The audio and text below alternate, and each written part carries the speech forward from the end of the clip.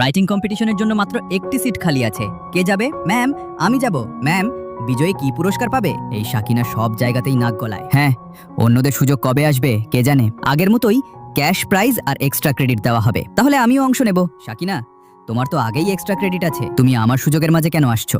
সাকিনা, তুমি একটু বেশিই পড়ুয়া হয়ে যাচ্ছ। সাকিনা, একটু ধৈর্য ধরো, সবকিছুর লোভ ভালো না। বাহ, যারা নিজেরাই অলস তারাই আবার আমার পরিশ্রম নিয়ে প্রশ্ন তুলছে। সাকিনা, তুমি এখনো পড়ছো? পরীক্ষা তো শেষ হয়ে গেছে তাই না? আমি ইংরেজি লেভেল 6 পরীক্ষার প্রস্তুতি নিচ্ছি। আরে, এ তো একদম বইপোকা। থাক, ওকে ছেড়ে দাও, চল আমরা বাইরে ঘুরতে যাই। সাকিনা, তুমি এখনো খাওনি কেন? পরীক্ষা শেষ হয়ে গেছে, তবুও এত পড়ছো কেন?